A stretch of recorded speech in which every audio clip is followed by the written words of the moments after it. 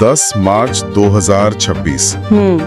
आज की इस तारीख को मार्क कर लीजिए, क्योंकि क्रिकेट की दुनिया में एक ऐसा वक्त आ चुका है जिसका शायद ही किसी ने सपना देखा था। हाँ बिल्कुल, ये सुनने में अभी भी थोड़ा अनरियल लगता है। वही तो, आज की इस गहराई से की गई चर्चा में हमारे पास जो रिसर्च और सोर्सेज है ना, उन्हें देखकर लग रहा है जैसे हम किसी स्पोर्ट्स फिक्शन मूवी की स्क्रिप्ट पढ़ रहे हैं। यस, पर ये रियलिटी है, एकदम रियलिटी है। पिछले 17 सालों से क्रिकेट की दुनिया की सबसे बड़ी, सबसे एंटरटेनिंग और सबसे ज्यादा हार्ट ब्रेक झेलने वाली टीम, हाँ, यानी रॉयल चैलेंजर्स बैंगलोर, आरसीबी। हाँ आरसीबी, वो आईपीएल 2026 में डिफेंडिंग चैंपियंस के तौर पर उतर रही है। एक ऐसी टीम जिसके बारे में लगभग हर साल मीम्स बनते थे, हाँ। वो अब एक टाइटल विनिंग स्क्वाड बन चुकी है। ये अपने आप में एक बहुत बड़ी बात है। इसलिए आज की इस चर्चा में हमने कई सोर्सेज जमा किए हैं। हमारे पास आईपीएल 2026 का पूरा टैक्टिकल एनालिसिस है, पिछले 17 सालों के इतिहास और उनके फेलियर्स को ब्रेक डाउन करने वाले कुछ जबरदस्त आर्टिकल्स हैं, जिनमें वो टॉप 7 रीजंस वाले आर्टिकल्स भी शामिल हैं, जो बताते हैं कि वो इतने साल क्यों नहीं जीते। सही कहा। और हमारे पास उनके 2025 के चैंपियनशिप रन का डेटा भी मौजूद है। तो इस चर्चा का हमारा मेन मिशन आज ये समझना है कि आरसीबी ने अपने 17 साल के उस अंडरडॉग और हार्ट ब्रेक वाले दौर से खुद को कैसे निकाला, और उन्होंने 2025 में आखिर ऐसा क्या अलग किया कि ट्रॉफी उनके हाथ में आई। बिल्कुल। और अब 2026 में अपना टाइटल बचाने के लिए उनकी स्ट्रैटेजी क्या है, चलिए इसको थोड़ा विस्तार से समझते हैं। मुझे लगता है इस पूरी कहानी को समझने के लिए हमें उस फेज को देखना होगा जब आरसीबी एक्चुअल में पेपर पर दुनिया की सबसे खतरनाक टीम लगती थी। वो सुपरस्टार वाला फेज। हाँ, अगर हम उन आर्टिकल्स को ध्यान से देखें जो उनके टॉप 7 रीजंस फॉर फेलियर पर लिखे गए हैं, तो उनमें सबसे बड़ा फैक्टर सुपरस्टार सिंड्रोम को बताया गया है। मतलब जहां एक ही टीम में विराट कोहली, एबी डिविलियर्स और क्रिस गेल एक साथ खेलते थे। एग्जैक्टली, ये तीनों T20 क्रिकेट के एब्सोल्यूट लेजेंड्स हैं। मैं आज सुबह ही हमारे रिसर्च नोट्स में कुछ पुराने रिकॉर्ड्स देख रहा था, और वो नंबर्स सच में हैरान करने वाले हैं। विराट कोहली ने आरसीबी के लिए 7,687 रन्स बनाए हैं, जो कि एक मैसिव रिकॉर्ड है। और उसमें वो 2013 वाला किस्सा भी शेयर किया गया है, पुणे वॉरियर्स के खिलाफ मैच। ओह, वो क्रिस गेल की इनिंग्स। हाँ, क्रिस गेल की वो 175 रन्स की नाबाद पारी जो उन्होंने सिर्फ 66 बॉल्स में थोक दी थी, और सेंचुरी तो शायद सिर्फ 30 बॉल्स में ही आ गई थी।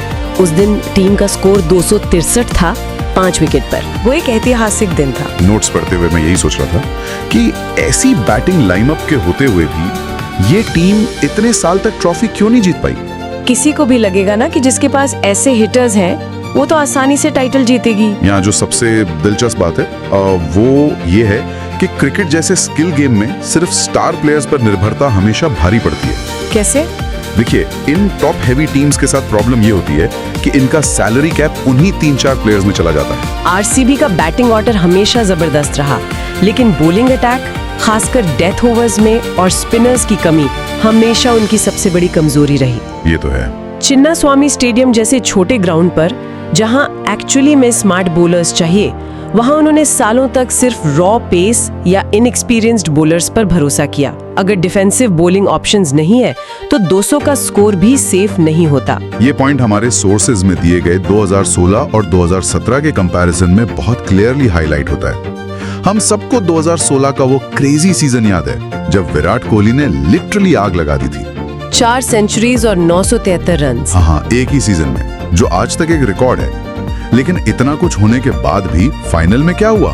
वो सनराइजर्स हैदराबाद से 8 रन से हार गए। बिल्कुल। और उसके बिल्कुल विपरीत ठीक अगले साल 2017 में वही टीम केकेआर के खिलाफ सिर्फ 49 रन पर ऑल आउट हो गई। ये आईपीएल इतिहास का सबसे कम स्कोर है। ये समझना बहुत मुश्किल है कि जो टीम पिछले साल 200 इजीली चेस कर रही थी, वो अचानक 49 पर कैसे सिमट सकती है। वैसे देखा जाए तो ये आरसीबी की इनकंसिस्टेंसी को दर्शाता है।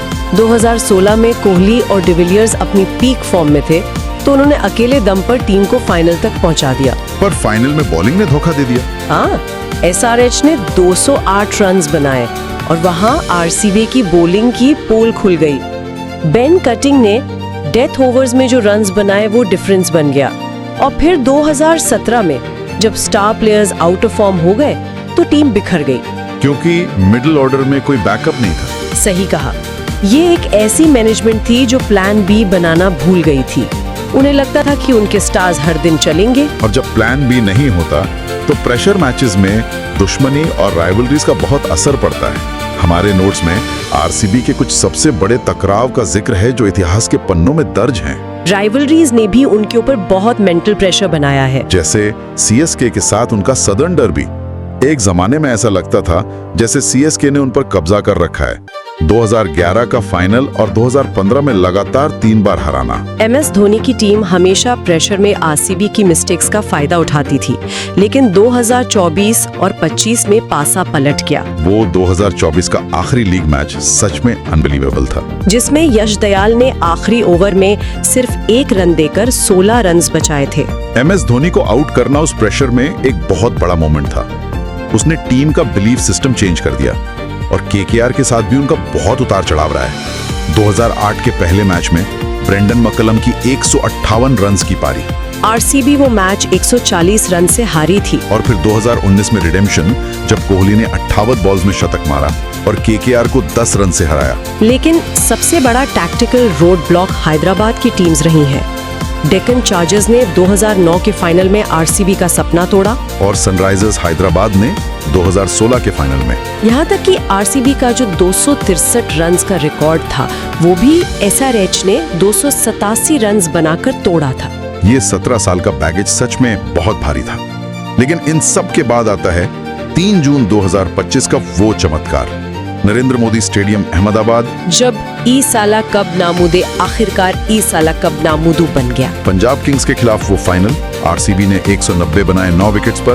कोहली ने 35 बॉल्स पर 43 रन्स की सेंसिबल पारी खेली और जवाब में पंजाब किंग्स 184 पर रुक गई और आरसीबी ने 6 रन से अपना पहला आईपीएल खिताब जीत लिया। अगर हम इसको बड़े पैमाने पर देखें तो समझ आएगा कि ये जीत किसी एक स्टार की नहीं थी। हाँ, इसमें प्योरली टीम एफर्ट था। बिल्कुल। कृणाल पांड्या ने 17 रन देकर 2 विकेट लिए और भुवनेश्वर कुमार ने 38 रन देकर 2 विकेट लिए। इन्होंने आखिरी ओवर्स में जो दबाव बनाया, उसने मैच जिताया।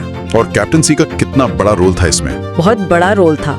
हमने सालों तक फैफ डु प्लेसी और विराट कोहली को टीम लीड करते देखा। कोहली ने 140 मैच में से 67 जीते हैं, लेकिन रजत पाटीदार की शांत कप्तानी एक टर्निंग पॉइंट थी। उन्होंने ड्रेसिंग रूम का माहौल ही बदल दिया था। जितेश शर्मा और फिल सॉल्ट जैसे खिलाड़ियों की मिडिल ऑर्डर में स्थिरता और यश दयाल का बेहतरीन प्रदर्शन।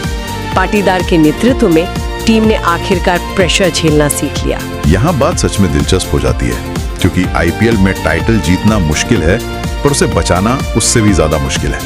अब 2026 के मिनी ऑक्शन की रणनीति पर आते हैं। ये डिफेंडिंग चैंपियंस की रणनीति है। आरसीबी के पास 16.20 करोड़ का पर्स था, पर उन्होंने सिर्फ 8 खिलाड़ी खरीदे।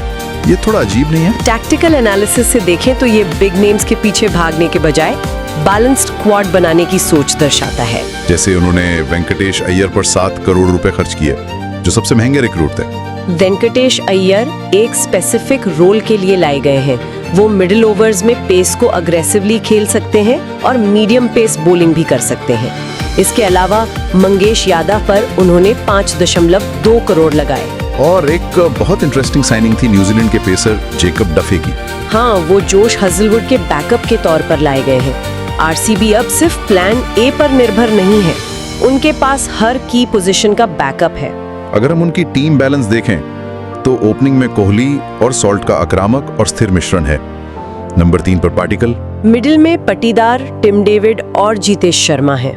और ऑलराउंडर्स में रोमारियो शेपर्ड और कृणाल पांड्या। बॉलिंग में नुआन तुषारा और रासिक सलाम जैसी गहराई है। आरसीबी अब अंडरडॉग्स नहीं है, उनका रोल क्लैरिटी एकदम सटीक है। का खेल सिर्फ नाम बड़े होने से सफलता नहीं मिलती। संतुलन और सही समय पर रणनीति बदलना बहुत जरूरी है। और अपनी गलतियों से सीखना ही आपको चैंपियन बनाता है। आरसीबी ने पिछले कुछ सालों में यही किया है। 17 साल का वेट उनके लिए एक मैसिव लर्निंग कर्व था। लेकिन इस शो को खत्म करने से पहले एक आखिरी और सोचने पर मजबूर करने वाला विचार मैं यहाँ रखना चाहूंगा। पुराने आरसीबी का अस्तित्व हमेशा एक सपने का पीछा करने वाली टीम का था। सही बात है। फैंस हर साल एक उम्मीद के साथ जीते थे। वो एक हंटर थे, शिकारी थे। लेकिन अब जब सपना पूरा हो चुका है और वो हंटर से हंटेड बन चुके हैं, यानी शिकारी से शिकार बन चुके हैं, तो क्या उनकी वो आक्रामक भूख और जुनून आईपीएल 2026 में वैसी ही बरकरार रहेगी? ये वाकई एक बहुत गहरा सवाल है। एक ऐसी टीम जिसकी पहचान ही उसके इंतजार से थी, वो अपनी जीत के बाद कैसा रूप लेगी? क्या ट्रॉफी जीतने के बाद उनमें कंप्लेसेंसी आ जाएगी या वो उस आग को जलाए रखेंगे? ये एक ऐसी बात है जिस पर सभी को विचार करना चाहिए। आज के इस डीप डाइव में बस इतना ही। चर्चा करते रहिए और सीखते रहिए।